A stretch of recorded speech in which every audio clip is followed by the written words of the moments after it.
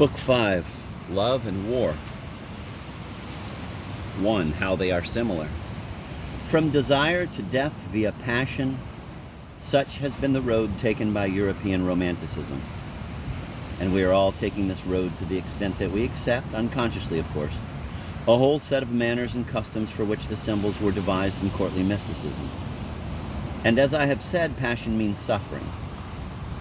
Therefore, inasmuch as our notion of love enfolds our notion of woman, it is linked with the theory of the fruitfulness of suffering, which encourages or obscurely justifies in the recesses of the Western mind a liking for war.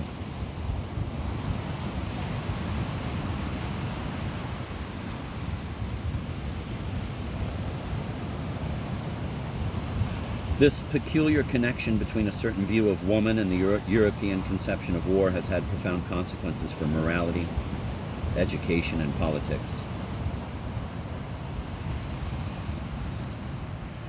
In order to deal with the subject in a manner commensurate to its importance, it would be necessary not only to have a thorough grasp of the matters so far touched upon in these pages, but also to have thoroughly mastered military theory and to be acquainted with what psychological research has collected in the course of the last half-century or so regarding, quote, the fighting instinct, end quote, and its relation to the sexual instinct.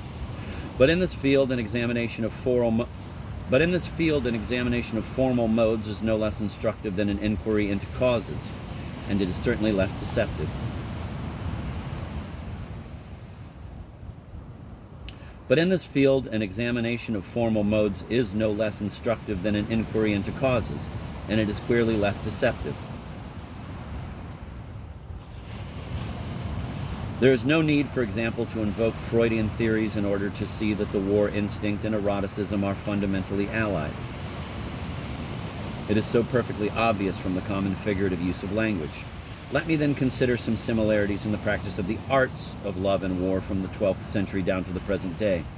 I must not be taken, however, to be presupposing that the transformation of the myth has necessarily been prior to the transformation of warfare, or vice versa.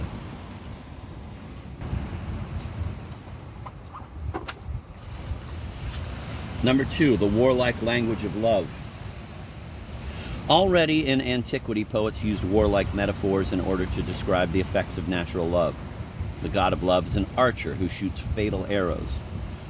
Women surrender to man, and he conquers her because he is the better warrior.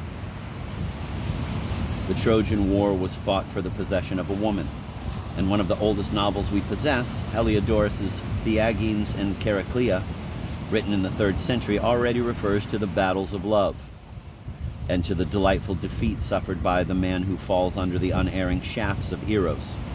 Plutarch makes it clear that the sexual morals of the Lacedaemonians were determined by their military requirements.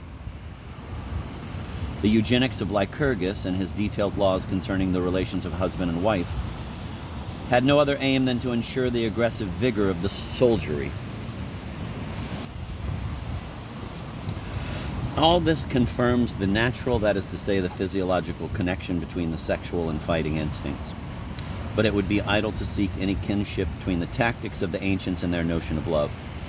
The two fields remained under quite distinct rules and offered no ground for comparison. But this has not been true in Western Europe since the 12th and 13th centuries. The language of love was then enriched with phrases and expressions which had unmistakably been borrowed from the art of giving battle and from contemporary military tactics. It is no longer a question of the more or less dim awareness of a common origin, but truly of a close similarity of detail. A lover besieged his lady. He delivered amorous assaults on her virtue. He pressed her closely. He pursued her. He sought to overcome the final defenses of her modesty and to take them by surprise. In the end, the lady surrendered to his mercy, and thereupon, a curious inversion typical enough of courtesy, he became the lady's prisoner as well as her conqueror. He became a vassal of this suzerain, in accordance with the laws of feudal warfare, as if it had been he who suffered defeat. The German for defeat is Niederlage, which literally means in the position of being on the ground, of lying under. The French, in saying avoir les dessous, for having the worst of it, also invoke the sense of under. The Roman de la Rose, it may be noted at the same time, uses the symbol of a besieged tower and speaks of securing allies in the stronghold.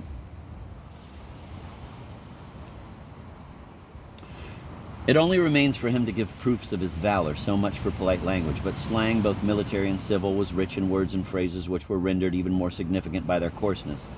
And when firearms came into use, they gave rise to countless jokes of double entendre. Writers, indeed, delighted to take advantage of the resemblance, for it provided them with an inexhaustible rhetorical topic. Oh, all too fortunate captain, Brantome writes, who at the front in the towns hath fought and killed so many men who were the foes of God. And oh, more and more fortunate still, you who hath fought and overcome in many other assaults and bouts such a lovely lady under the banners of your bed. It is not surprising that once such metaphors had become commonplace, mystical writers should have employed them and transposed them in the way I have described earlier, to the key of divine love. Francisco de Osuna, who was steeped in courtly rhetoric and was one of St. Teresa's favorite authors, writes in his Lay d'Amour, quote, "Do not believe that the battle of love is like other fights in which the clamor and fury of an appalling war prevail on either side. For love fights only by means of caresses and threatens only with tender words. Its arrows and blows are gifts and blessings.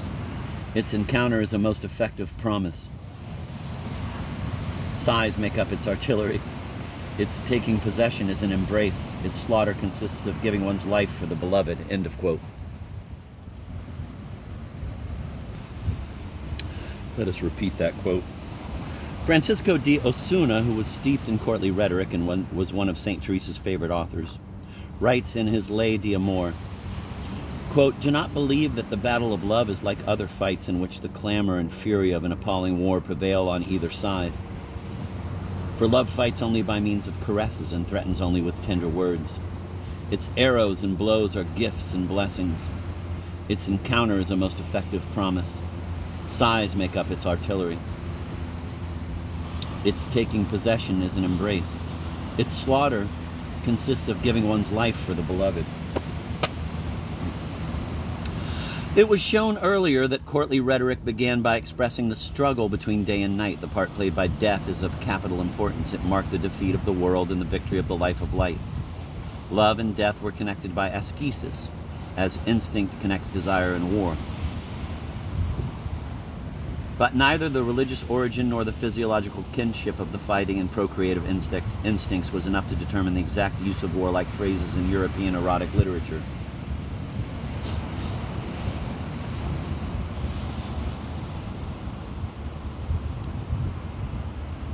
What does account for everything is that there existed in the Middle Ages a rule actually applicable to the arts of both love and war, the rule called chivalry.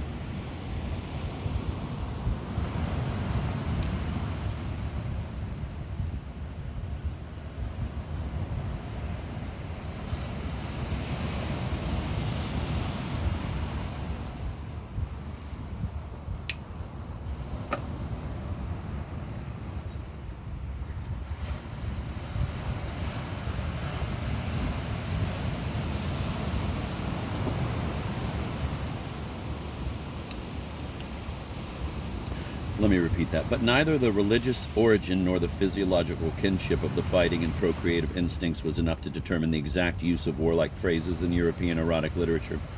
What does account for everything is that there existed in the Middle Ages a rule actually applicable to the arts of both love and war, the rule called chivalry.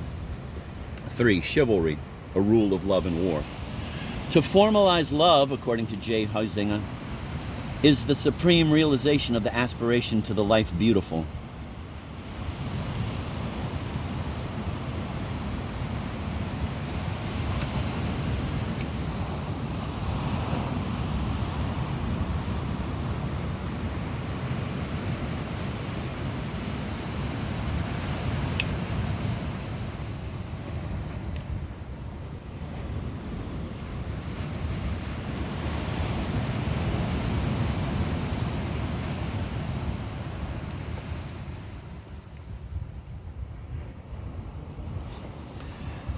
To formalize love, according to J. Huizinga, is the supreme realization of the aspiration to the life beautiful.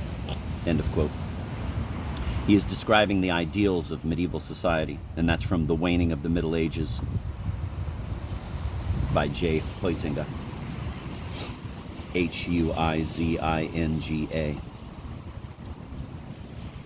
He is describing the ideals of medieval society. To formalize love, he says again, is a social necessity, a need that is the more imperious as life is more ferocious. Love has to be elevated to the level of a right. The overflowing violence of passion demands it. Only by constructing a system of forms and rules for the vehement emotions can barbarity be escaped. The brutality and the license of the lower classes were always fervently but never very efficiently repressed by the church. The aristocracy would feel less dependent on religious admonition because they had a piece of culture of their own from which to draw their standards of conduct, namely, courtesy.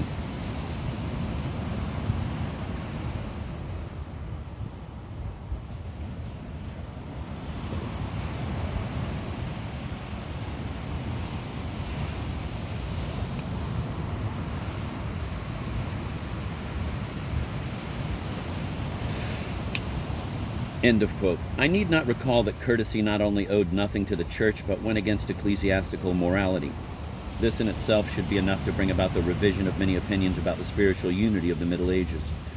But if courtly morality did not succeed in transforming the private behavior of the upper classes, who continued astonishingly rough, at least it played the part of an ideal that made externals very handsome. It triumphed in literature and succeeded, moreover, in impressing itself upon the most violent reality of the period. I mean war. At no other time has an Ars Amandi given birth to an Ars Bellandi. Okay.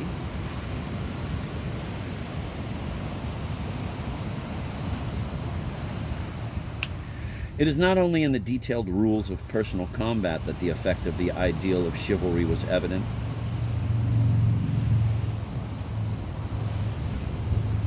But also in the fighting of battles and even in politics. Military formality came to be treated as if it had a kind of religious validity.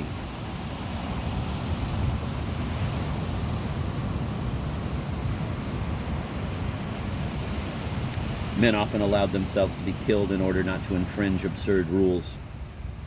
Froissart asserts that the Knights of the Star had to swear never to fly more than 4 acres from the battlefield, through which rule soon afterwards more than 90 of them lost their lives.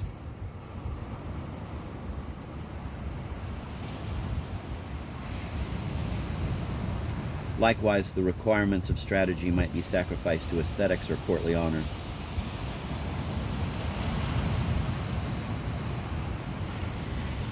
Quote, some days before the Battle of Agincourt, Huizinga says, the King of England, on his way to meet the French army, one evening passed by mistake by the village which the foragers of his army had fixed upon as night quarters. The king, as the chief guardian of the very laudable ceremonies of honor, had just published an order according to which knights, while reconnoitering, had to take off their coat armor because their honor would not suffer knights to retreat when accoutred for battle. Now the king himself had put on his coat armor, and so having passed it by, he could not return to the village mentioned. He therefore passed the night in the place he had reached, and also made the vanguard advance accordingly. End of quote. There are constant instances where a feudal carnage resulted from the attempt to fulfill at great peril vows of an overweening arrogance. Indeed, danger was what knights courted for its own sake, even as on other occasions they showed themselves prompt with excuses for not keeping their word. Courtly casuistry furnished excellent excuses of this kind. It not only ruled morality and law, but also regulated ceremonial, tournaments, hunting, and especially love. Honoré Bonnet's L'Arbre des Fatales is a treatise on laws of war, which discusses with the help of biblical texts and articles of canon law such questions as, quote, if in the course of the fighting a knight loses a piece of armor he has borrowed, does he have to make it good? Is it allowable to fight a battle on a holy day? Is it better to fight after a meal or fasting? In what circumstances is it legitimate for a prisoner of war to escape? Wow.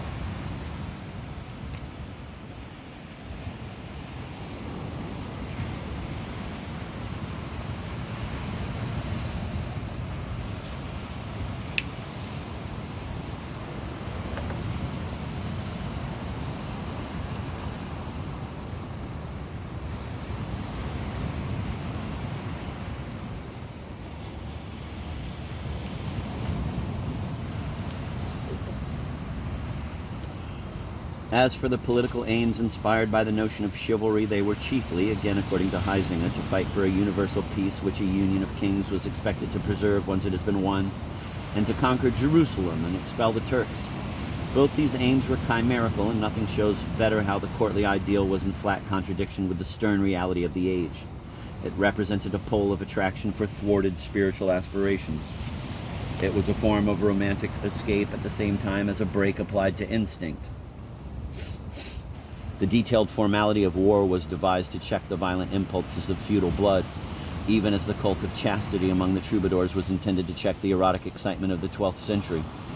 Quote, two attitudes to life were formed, so to speak, side by side in the medieval mind. One pious and ascetic attracted all moral sentiment. The other, spurred on by a sensuality given over to the devil, went to the opposite extreme. According as one or the other was in the ascendant, there arose a saint or a sinner. But on the whole they balanced one another, though not without now and then a wide swing of the scales. End of quote.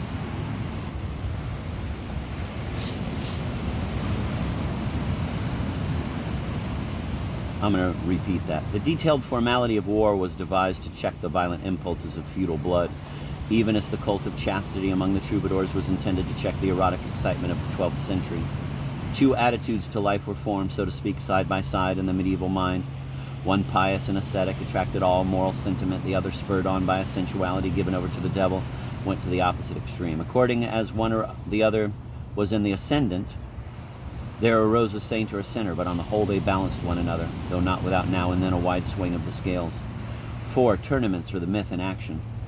There was, however, one place where the erotic and fighting instincts were in almost perfect harmony with the ideal courtly rule. This was the strictly circumscribed area of the lists where tournaments were held.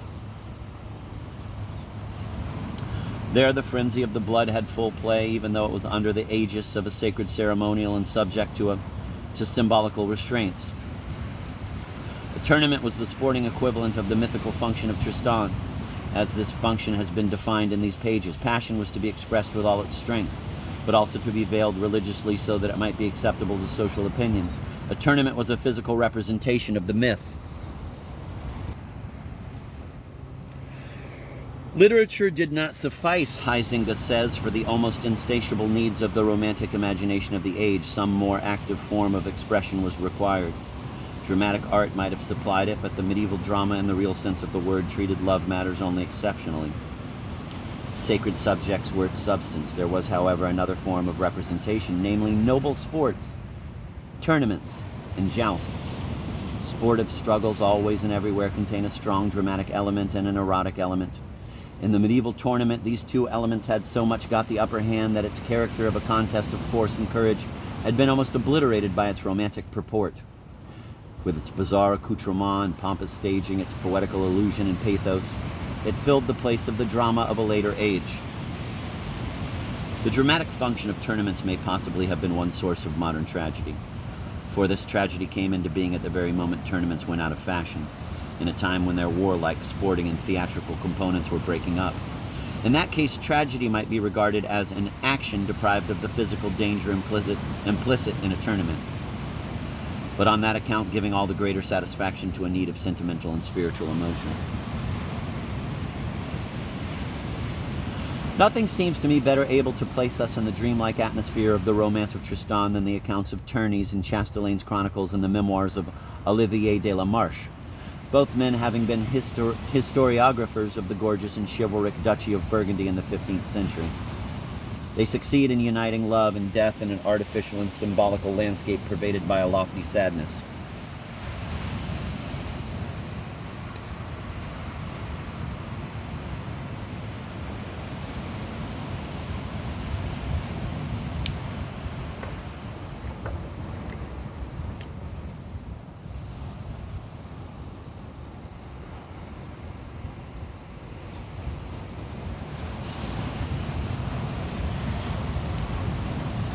Nothing seems to me better able to place us in the dreamlike atmosphere of the romance of Tristan than the accounts of tourneys in Chastellain's Chronicles and the memoirs of Olivier de la Marche, both men having been historiographers of the gorgeous and chivalric Duchy of Burgundy in the 15th century. They succeed in uniting love and death in an artificial and symbolical landscape pervaded by a lofty sadness.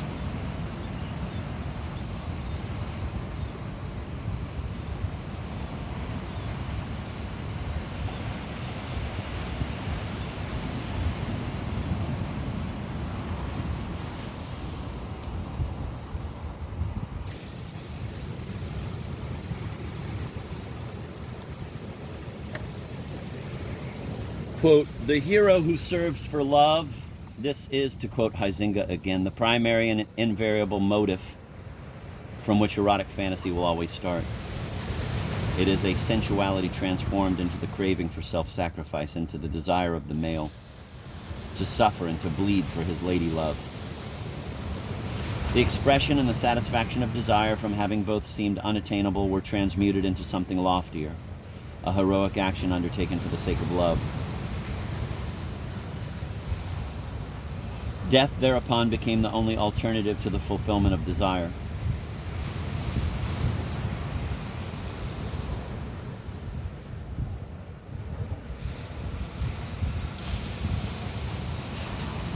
And in any event, release seemed assured, end of quote.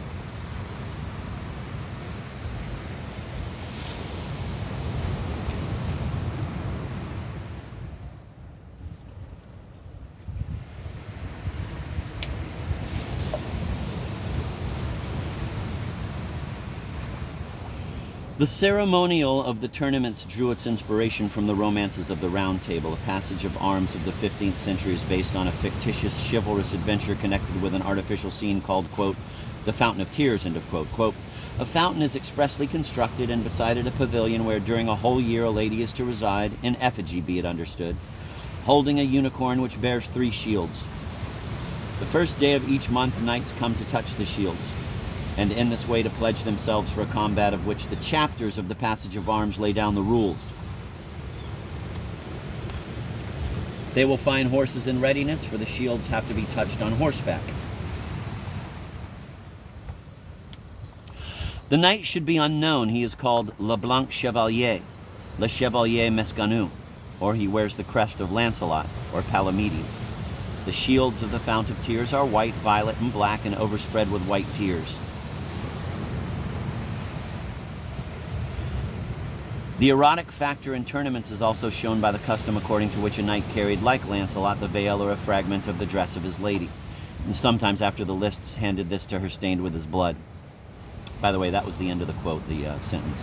The shields of the Fount of Tears are white, violet, and black, and overspread with white tears, end of quote. The erotic factor in tournaments is also shown by the custom according to which a knight carried, like Lancelot, the veil or a fragment of the dress of his lady, and sometimes after the lists handed this to her stained with his blood.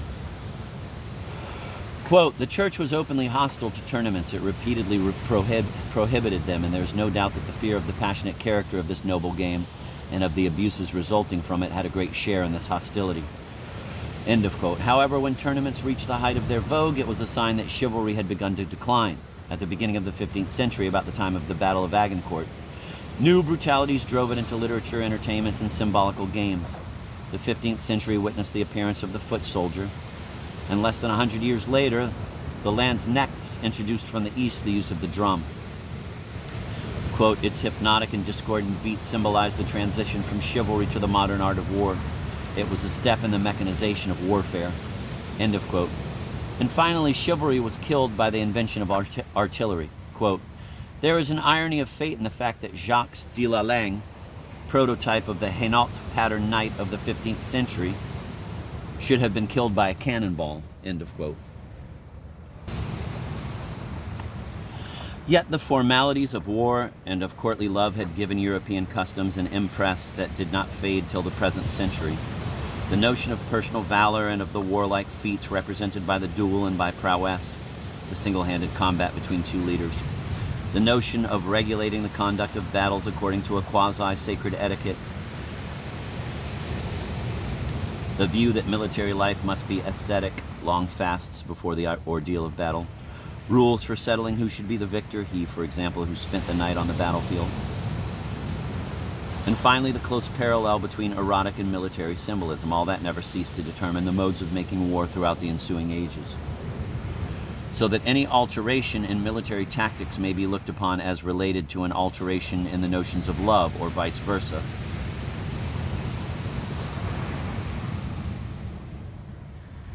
Five, canon and condottieri.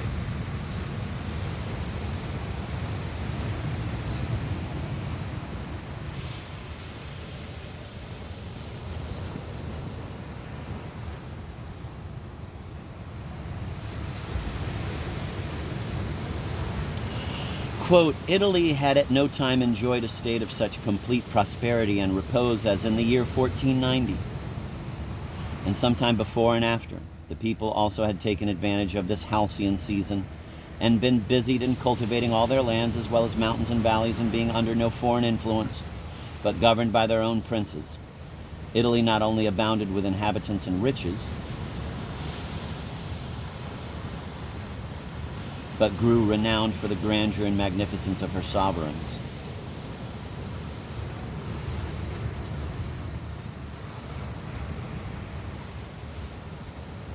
Italy not only abounded with inhabitants and riches, but grew renowned for the grandeur and magnificence of her sovereigns, for the splendor of many noble and beautiful cities, for the seat and majesty of religion, and for a number of great men of distinguished abilities in the administration of public affairs, and of excellent accomplishments in all the sciences and in every noble art.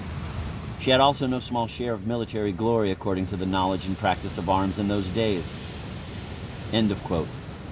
That is from Francesco Guicciardini, Storia d'Italia. Translation by Austin Park Goddard, 1763.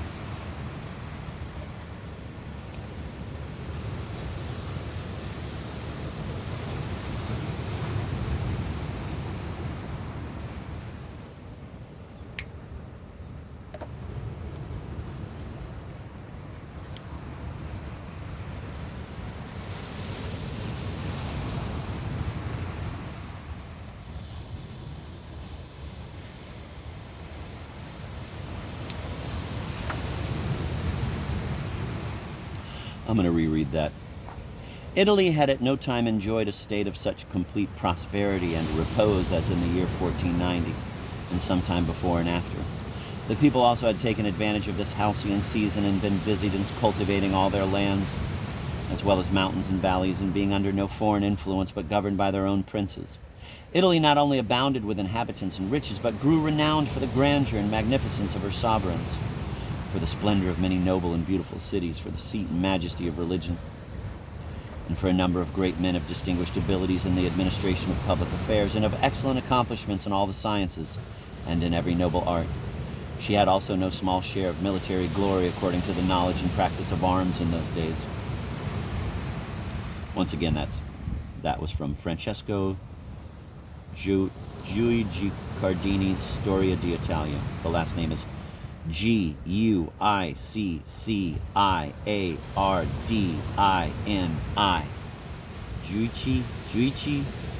Guicciardini, Storia d'Italia. Translation Austin Park Goddard. The military glory, that was from 1763, that quote. The military glory had been obtained by condottieri, professional soldiers in the service of princes and popes. The condottieri were much less given to making war than to ensuring that war did not take a toll of lives. They were not only adventurers, but skilled diplomatists and astute traders. They knew the price of a soldier. The essence of their tactical practice was to make prisoners and to disorganize the enemy's forces. Sometimes, and this was their supreme achievement, they succeeded in defeating the foe in a truly overwhelming manner. They robbed him of all his strength by buying up his entire army. Only when this was not possible did they have to fight. But according to Machiavelli, in those days, there was nothing dangerous about battle.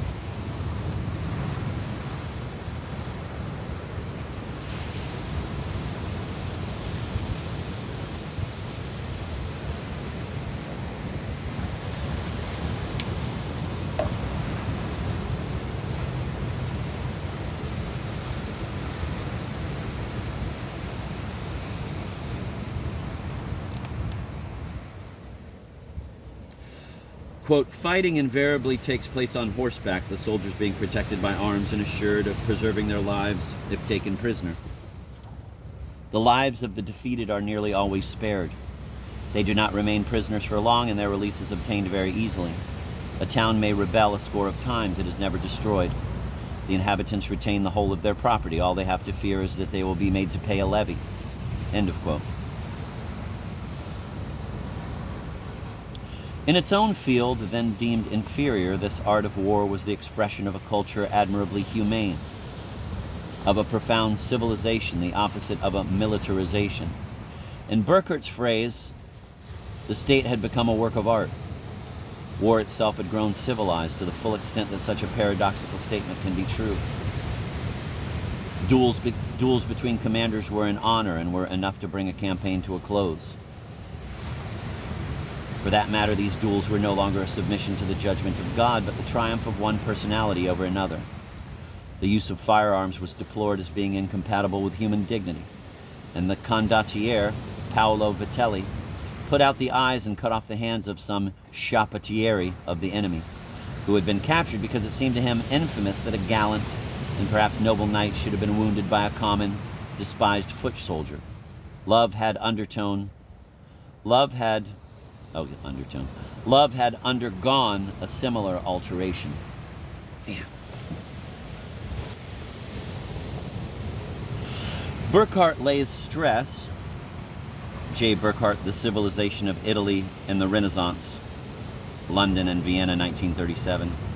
The last name is spelled B-U-R-C-K-H-A-R-D-T. Burckhardt, The Civilization of Italy in the Renaissance. Burckhardt laid stress on the way in which marriages were arranged without fuss, with short engagements, and how a husband's claim on his wife's fidelity was never asserted as strictly as in northern climes. Women of the upper class were as well educated as the men and enjoyed full moral equality at a time when exactly the opposite was the case in France and the Empire, and if war had turned into diplomacy in the highest quarters and had become venal in practice, the same was true of love. Courtesans could play a leading part in social life, very much as the heterae of ancient Greece had done. The most famous among them were remarkable for being highly cultivated. They wrote and recited verse, played musical instruments, and were excellent conversationalists. This paganizing of the life of sex marked a considerable decline in the influence of courtesia and a depreciation of the tragic myth. The Platonism in vogue at the small ducal courts and so well described by Cardinal Bimbo, that's B-E-M-B-O, Bimbo, not B-I-M-B-O, and by Baldassare Castiglione in the dialogues of his Libro del Cartegiano, was really in a refined and thoroughly hedonistic form a liking for social functions. It was then that courtesy acquired its modern meaning of politeness and good breeding.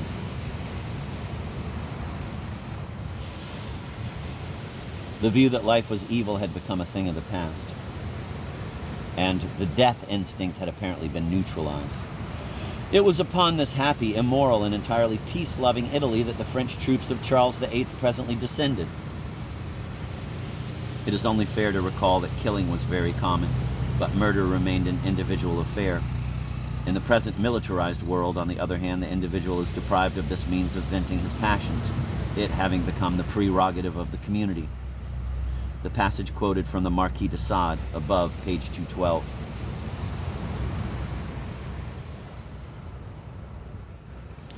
It was upon this happy, immoral, and entirely peace-loving Italy that the French troops of Charles VIII presently descended.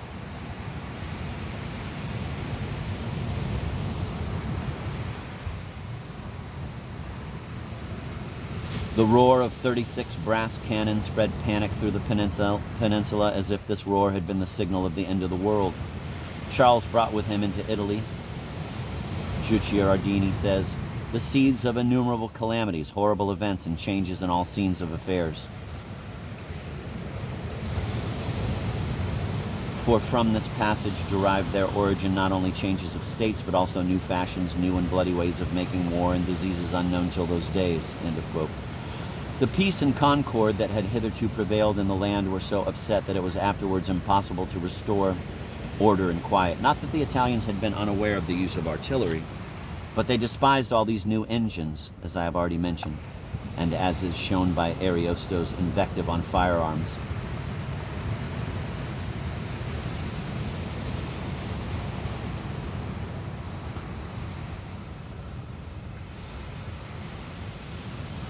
And as is shown by Ariosto's invective on firearms.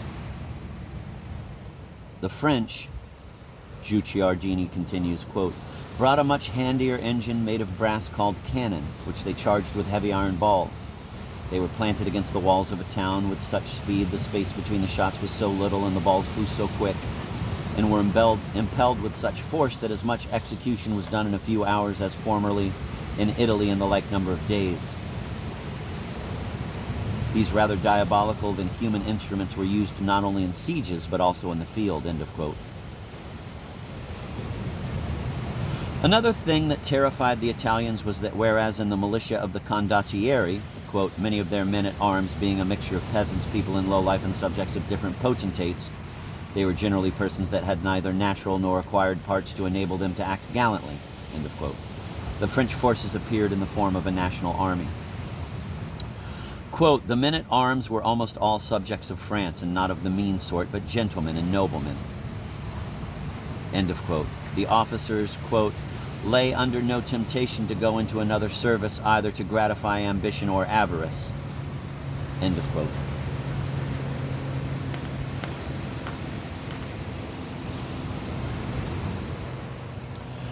It was seen that there must now be great slaughter, and indeed at the Battle of Rapallo, which practically opened the campaign, quote, there were killed in fighting and in the pursuit above 100 men. Doubtless a great slaughter if we consider the manner of fighting in Italy in those days, end of quote. And this was no more than a beginning. Burckhardt says that the devastation wrought by the French seemed trifling in comparison with what was done a little later by the Spaniards. Quote, in whom perhaps a strain of non-Western blood or perhaps familiarity with the sights provided by the Inquisition let loose diabolical instincts, end of quote.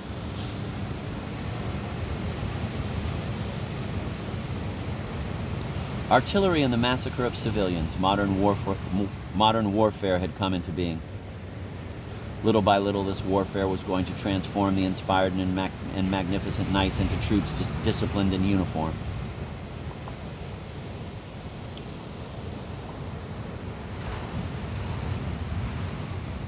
The transformation was going to result in our own day in abolishing every vestige of the passion for making war. As gradually men serving machines became themselves machines and felt neither anger nor pity while performing a few automatic movements intended to deal death at a distance.